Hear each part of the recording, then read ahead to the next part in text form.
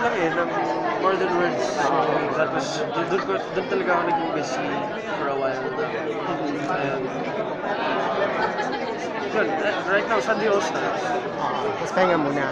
Yeah, more on pahinga muna. Tapos, more on gym. For Century doon.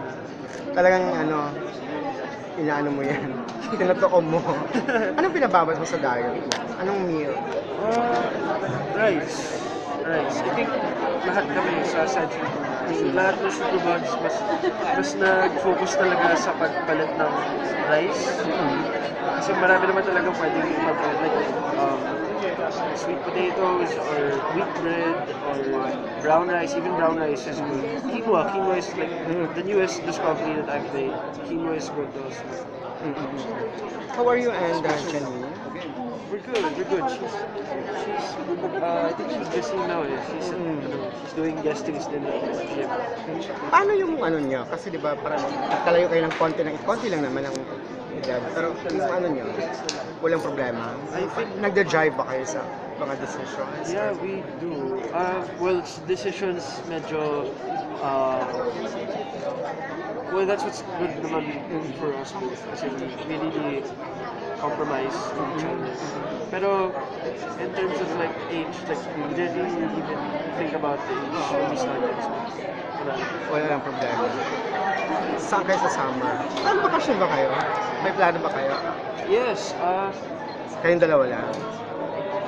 we plan on talaga. Kasi ngayon kami naging super free din. We have all the time. So, at least like one weekend lang. Like, punta lang siguro sa beach or somewhere far. So wala pang plano talagang concrete na Wala pang- sana pupunta. We're talking about it. Pero may mga lugar ka bang inaay or gustong i-visit?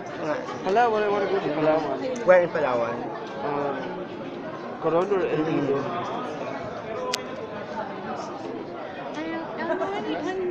They offered this to you initially. Of course, you are very excited. Pero what was the one sacrifice aside from the food that you had to do to do the project? Oh well, I really love eating sweets. Okay. It's one of the hardest things for me to get rid of, like chocolates and candy. That's yun talaga part of my diet before. Okay. Candy, chocolates, yun talaga. But yeah, nung nasanay na rin ako na hindi ako kumakain ng sweets, like it's easier for me to say no to that when I see it, like especially when I'm eating out. Mas pag nakikita ko yung food, parang hindi ko na medyo inaisip yung, let's say, juice or yung Exposure. dessert. Kasi in the taping, syempre, you guys have to, may mga baon-baon na ngayon. Parang, how do you guys make sure na to watch out what you eat? Kasi nga, summer's coming, and of course, you guys are the new endorsers of the brand. So, ano yun, what's the isa pang sacrifice na kailangan yung gawin for now? Well, I don't see it kasi as a sacrifice. Eh. Parang I see it as not burdening din naman ourselves na we have to follow like a certain diet or we have to do this para maging fit kami. It's more of like treating your body right, treating yourself with the right types of food that you want to eat. Like if you're into, let's say, pizza, like have it for the weekend. You know, like one meal is good, or one day, one cheat day is good enough, and then bawi mo na lang sa ibang days na gusto mong kumain, na kailangan mong mag-plan. And so far, how has the results been, before coming here tonight to be launched as one of the ambassadors? I'm actually super happy and ecstatic, and I'm super proud to be a part of this family now. Kasi I never thought that I'd be like an ambassador for my body, because ever since naman, like I didn't really have the certain build naman to be a super bod, but with the hard work and with the certain mindset, like yeah, I'm now a super bod. Elmo, Go. speaking of your hot body, kasi di ba it started na parang from last quarter of last year, you started showing off your skin, shirtless and more, and then for the whole duration of 2015 ba yun yung makikita namin sa'yo? I'm not sure. I'm not really sure actually. Maybe ngayon, first quarter ng 2015 because summertime is. So I'm gonna really enjoy the sun. But I don't think like dun pa papunta yung ano ko ngayon,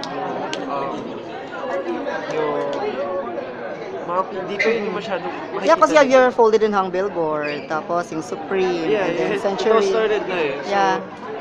madalas siguro this year yun. Pero like, maybe like yun na lang, mga occasional projects lang. But I'm not really focusing into that part.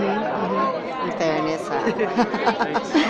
And how about your upcoming project? Kasi katatapos na ng More Than Words. Ano yung mga busy ka?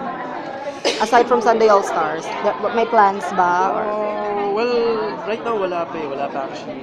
I just have like some guestings lang in some shows like we had Shut Up with Diva with Mr. Jane Velasquez. And ayun, like some guestings lang first now and then I just really like the time that I have right now. How about Janine? Anong tingin niya sa pagda-diet mo? Na supportive ba siya? Nagbibigay ba siya ng advice? She's actually super supportive. Like, hindi siya, hindi